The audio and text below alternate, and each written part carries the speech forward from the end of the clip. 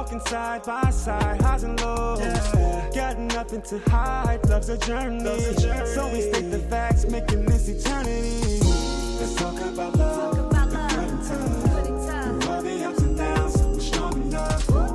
Marriage is work, but it's worth the fight. Let's dive into my life, shining those lights. Welcome to our first podcast. Hey everybody, welcome to our first podcast. Listen, we new to this, but we're going to try to be true to this. We don't have a clue what we're doing. But what we are going to do is we are going to follow God's guidance and do our best to present a platform of contents concerning marriage. I am Eric Green, and this is...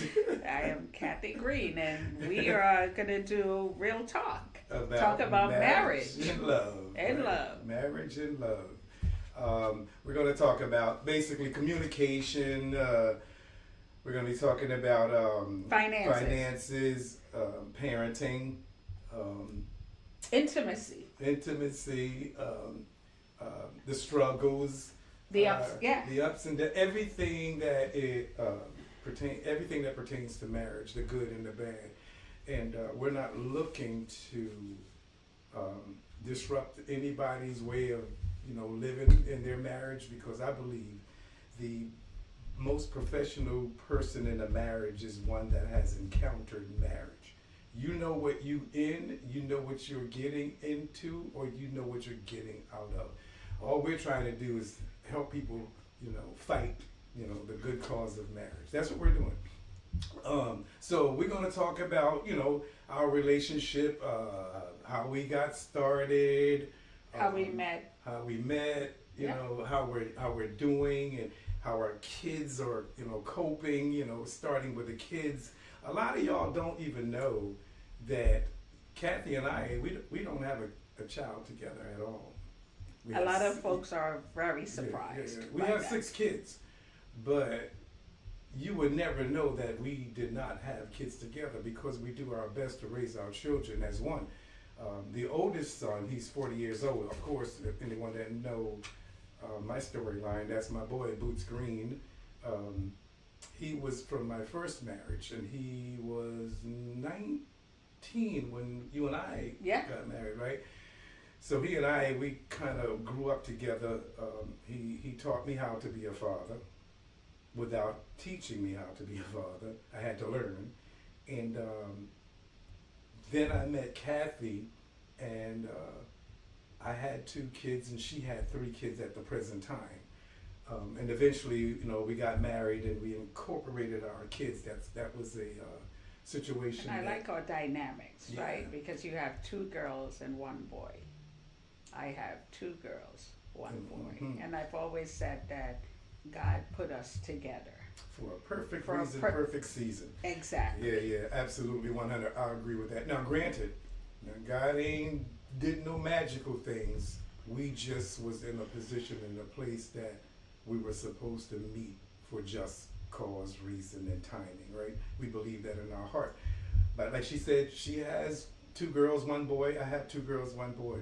But if you ever saw our kids together, you would have never known, sorry, bad English, you would have never known that they were not of one womb, because they all literally function together in harmony.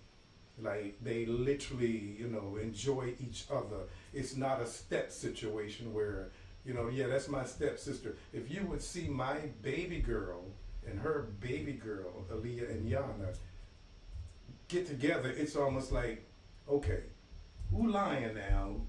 Is that really your child? Is that not my child? Should we go on? What's the dude's name with you not the father? Maury. Maury. But it's funny when people say, my daughter looks like you. Yeah, how about that? And, right. And remember, but they said Yana looked like you. We're like pointing me. at Yana, y'all, because she's engineering the whole thing back here. Yeah, we all going to grow into this business if it becomes one. But I think, so, babes, it started with us, right? Of course. Mm-hmm. Where it wasn't easy. Right. Our journey in the beginning, it was not easy. But it obviously. wasn't hard either. And we, and let's be honest here, right? We had to deal with other parent, Right. Right. as well. But the connection our kids have, that's us. Right. But it's you. Yeah. Well, first. You okay? I'll take that one. Yeah, I'll take that one. Because as a man, I had to set precedents. I had to make sure I'm doing everything as a man that would cause you to subject yourself to my lead, right? No woman wants to be led by someone that cannot lead. Agree. So I had to set that stage to make sure I'm going to take care of your kids like they were mine. I'm going to give that to you first. You need to see that.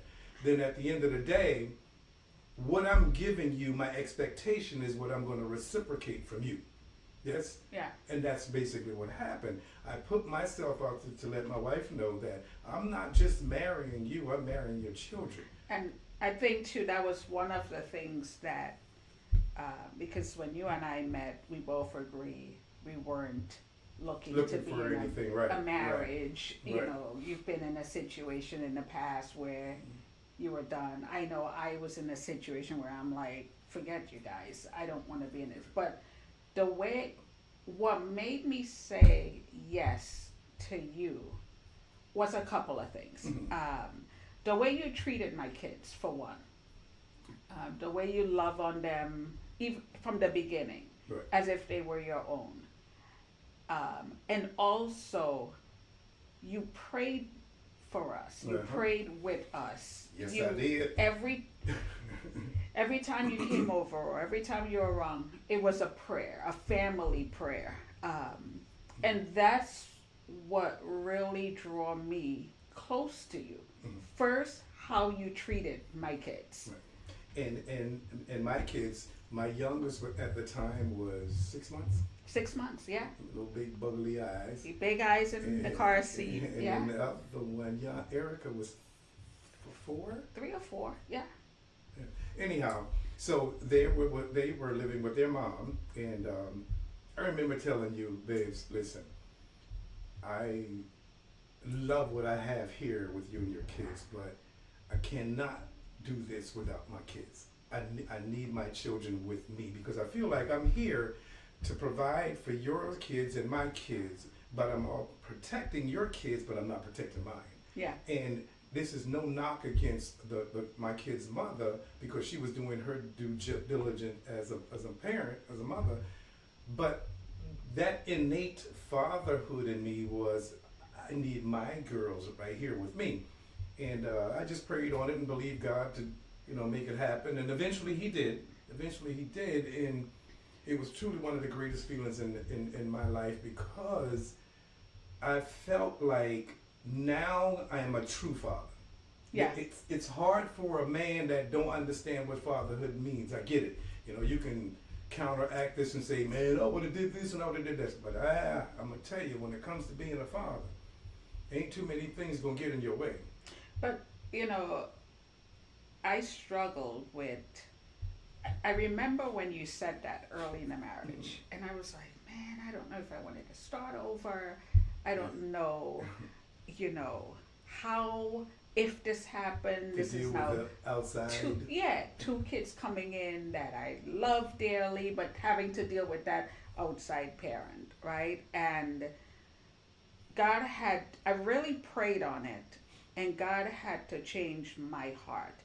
And what I will say is, in marriage, the one advice I would give people, anyone, is never share what's going on in your marriage with outside source. Absolutely. Right? Absolutely. Because there were outside influence on, Right. you shouldn't do this or you shouldn't do that. Right. And that's what really made me like, I'm not doing this, but I had to ask God to help me because I saw how you took care of my kids. I felt safe. Right. My kids felt safe. My kids were waking up, especially Leah, daddy, hey dad. But your kids weren't doing that. And I had to ask God to help me turn that around. And heal my heart or soften my heart. Right, soften your heart. To allow me to accept and be okay with it. And that's when that change happened. And I'm glad I did, because you mentioned it before, when you see the kids together, they're such a blessing. They grew up together. They love each other. Yes. You know, Indeed. they respect each other. They respect us as their parents. Not saying they don't have their mom and my kids have their dad. They respect them as well. But they really respect what we've done for them as parents. And they show that, right? They show that as well. It does, it does show up in their conversation today, because they go back and they talk about how you used to do this, or how I used to do that. And no one discredits the outside sources, the outside parents, right? And I made it a point. I remember telling your kids, I was like, listen, your dad is your dad. You understand? And his rule and authority when you're with him is his rule and authority. I will never usurp that. I will never talk down or about that man, because that's not my position. My position was, you're in my house, in our relationship, I'm going to be the best parent I can be. I don't need you to call me daddy, whatever, but I need you to understand I'm here not for a reason of trying to make myself look better than the next man. I'm only here to provide for you the same things I would provide for my children, right? And then you follow suit. When it came to the educational part of it, I saw how you took that and ran with it and not backed off, because that's not my forte. Granted, when I was in high school, I know I was smart and intelligent, but you just didn't apply. I wasn't trying to. I had football, baseball, basketball, so that was not my forte. But I saw how you made that, you owned that, and you made sure those kids got their education. And of course, I was in the backdrop, like, you heard what your mama say, right? And we make it work. And it's one of them. It's one of them situations where I think personally, a man has to lead that type of environment. That situation has to be led by a man, because a woman is not going to follow a weak man, one that is not going to stand up to all the standards of being a man. She's more willing to say, okay, I'm gonna humble myself, because this man is taking ownership of his authority. Yeah. And when that woman sees that, it makes it a lot more easier for the relationship to function. So that reminded me of something. So in the beginning of our marriage, we both obviously came in with bills where we're now combining bills, we're combining everything. And I remember, I think it was mail that came to the house for you or something, or maybe you bought mails with you, and I was going through the mails and there was bills upon bills, and I had bills upon, and I started stressing, like, how in the hell are we gonna pay these bills, right? I was stressed. And the one thing you said, and this was early in our marriage, why are you stressed? Why are you worried? And I'm right here. Yeah. And from that day until now, I can honestly say I do not stress about bills at all. Yeah, you put that on me. I did. Well, you set the stage, right? But it's one of the things where wherever you are right now in your life, right now, it is a stage of preparation for something better or greater. I don't care if you're doing good at your best right now, you're still being prepared. So when I was a single father, I was raising my child, Boots, on my own. And I never, and I'm being honest, God's honest truth, I never worried about anything. I don't know where that came from. I just never worried about everything. When things weren't going to work out financially or whatever, it ain't going to work out, but I'm not going to lose no sleep on it. So I was able to manage or navigate my situation on my own. So when you came along and I invited you in and you accepted me, I was already positioned to handle what you were worried about. So when you said that, I'm like, worried about, I got this. Just calm down. And I haven't worried about it since then. And oh my God, but yeah, you were, you was a worrier. Yes. But at the end of the day, I wanted to make sure you understood that I'm just not here to be in your presence. And I'm you've here to be proven that, present. right? You've proven that day after day, year after year, as time goes on. I tried. You've proven it. You take care of the kids. You help take care of the kids. Anything the kids need. Had not been for you, they would never learn how to drive because I wasn't gonna do it. But you've proven that, and I feel like in a marriage, right? And we're not here to say we're perfect. God, we've been through some stuff, but I feel like in a marriage, communication is key, right? And understanding each other's role. Right. And knowing when to take a step back. And that was difficult for me. Yes, it was. Don't agree. No, it was. No, it was. Because I remember the first time we had an argument. I was ready for the boss. Yes. And I'm going, yo. And you started laughing.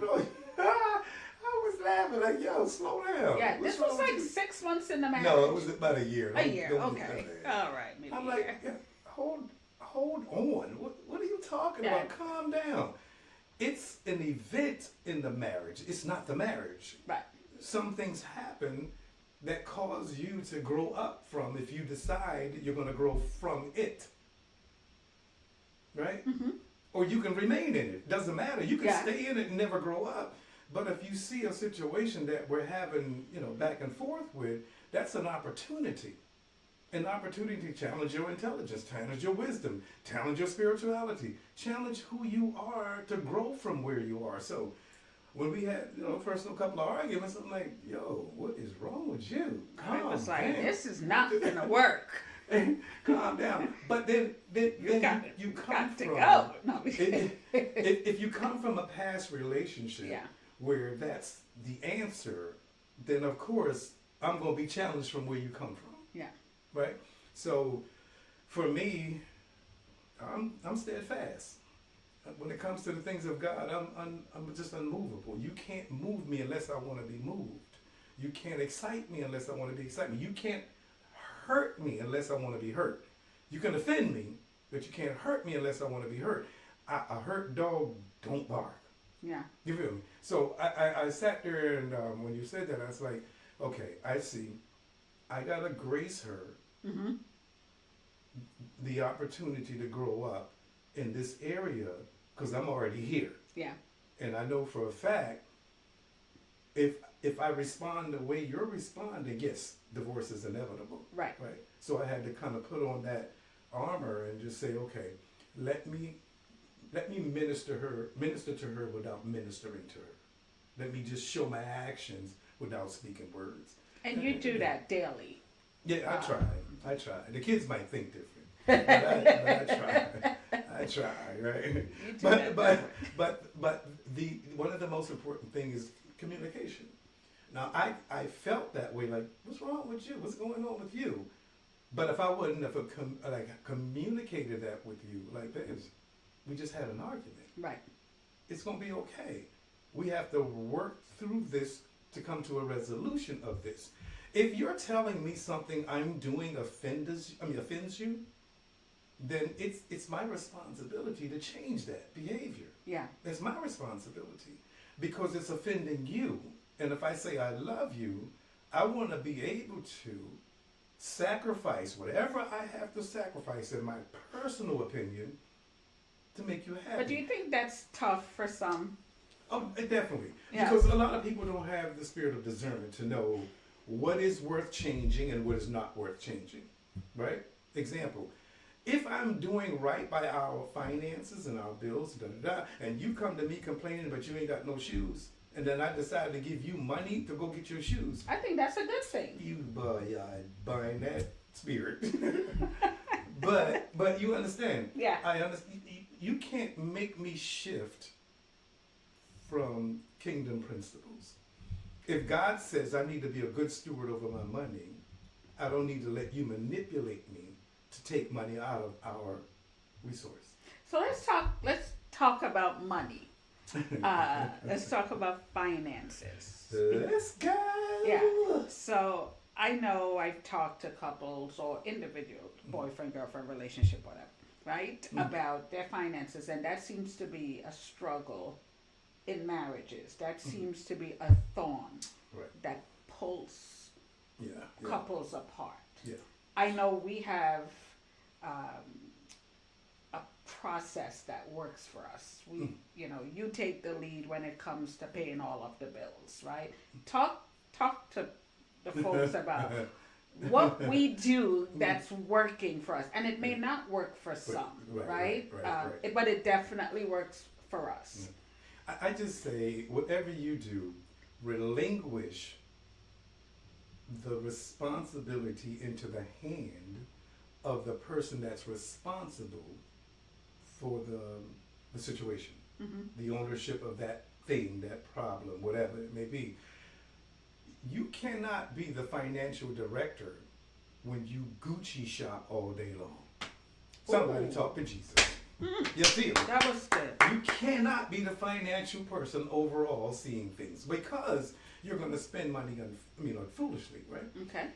And for me, like I said, before I met you, God was already preparing me. I did bad by money before I met you. But when I, went back to the Lord and gave my heart to Him, He showed me that in order for me to gain increase, I had to appreciate what I had now. Now, yeah. So for me to know that principle works throughout any system, whether it's a godly system, a worldly system, the truth of the matter is, if you are faithful over a few things, God will reward you with many, right? And I know that to be true. So I started paying attention to my credit score, how money being spent, yada yada. When I met you, I was like, okay, this young lady is doing, or she's at her best in her life right now. I don't want to screw that up because I'm her husband now. I want to transfer all of my intelligence in the area of finance over to this marriage. Wasn't going to get crazy because now there's two income. Right. I was going to do my best to make sure I'm a good steward over that income. And for me, that's where I came up with the two minds have to become one. Two bank accounts have to become one. Period. Now, there's a way to navigate that central location. So all of our money comes into one account, but you and I get an allowance. So you have no reason to ask the family account for money. You got money. I have money. I can tell you, in the beginning, I struggled with putting our money together because that's not something I was used to. Well, I didn't know that. I'm like, hello. why would I want to put my money with his? All right. And again, when you're in a marriage and you want that marriage to work, you have to make changes. Yes. You have to sacrifice. And I've learned that throughout the years, and I'm still learning. Right? And I know in order for a marriage to be healthy, there's some things that you need to change. Oh yes. No doubt. And that happened to be one of them, right? Especially when you said that you're going to be taking over the bills and making sure the bills are paid on time and making sure we have enough of food and the kids and the vacation and everything else. I had to do hands off. Okay, that's less work for me. But then I had to change my mindset to it. Okay, now my income now becomes your income and vice versa. But let me share. It's one of them things where even though I accepted the role, I was a little skeptical too, because now I'm literally taking on somebody else's life. Right? Yeah. Like you are a hard worker from the day I met you. If the one thing I can say about my wife, that woman is she gonna hump all day long to get what she wants. She gonna work. So now I'm thinking I gotta manage this. I have to be responsible for this. And with that, I had to literally step my responsibility game up to another level because I wasn't gonna fail you, your kids and mine, our kids. So it just made me kind of like rethink things. I wasn't doing bad at that time, But I remember when I was doing bad, you know what I mean? Living check to check, da da da, didn't care, was careless. Yeah. But I had now a family that I had to make sure provision was always available, right? So it just kind of made me, stabilize things. But I was also glad about it. Like, I was, hey, she trusts me. Yeah. Because you were not an easy person to just break. You're not getting past Kathyann with some old, I got a little few dollars in the pocket, I'm going to take you to lunch. But what do you have after the lunch is, that was yours to me. But And you said the right word, trust. right, absolutely. Right. I have to be able to trust that you're going to do right by our finance. And you have to be able to trust that I'll do Right, by the right baby's by education. the baby's education. Yeah. Exactly. Yeah. So trust comes with a healthy marriage as well. No, trust is first. Yeah. That thing is first. And listen, you hear what I'm telling you. Trust, it is one of them things, if you're not mature enough, but more so not spiritually mature enough, you will break every time you're disappointed. Mm-hmm. Every time you're disappointed, chip after chip after chip takes away the trust a little bit, but a little bit. But if you're not able to say to yourself, even though that person made mistakes a few times, but I'm willing to trust them, or regain my trust in them, marriage is done. Yeah. I'd always say to myself, oh my God, I'm so grateful to know that I'm an imperfect human being. But I promise you I'm trying to be perfect. I want to be better. And that pushes me to be better. And when responsibilities fall in my hand, I step up. Even though I may, wrestle with should I, could I. No, I'm not running the risk of hurting other people's lives. And you were primary. And then the babies afterwards, I got to make sure them kids will be able to have a better life than we did. I have to make sure I'm preparing them the best way I can, financially, spiritually, what is the word? Inspirationally, however we can do it to make them better than our lives. That was my point, to make sure I did not fail. Yeah. You And know? it worked because when you look at our life, our marriage, it's not perfect. Right? We're still learning. We're still growing. When you look at our children's life, I'm so in love with that. they're successful in every way. Why? Right? I don't mean to cut you. But if it's the one thing I can say I love the most about our union, and there's a lot, is the product that came from you and I harmoniously coming together to make other lives better. Yeah. Because I watch these kids and their desires to grow, their desires to appreciate each other, their desires to push one another, the way they laugh in our group chats, the way they talk with one another, and they may not ever see each other, for like 2-3 weeks or whatever, yada yada.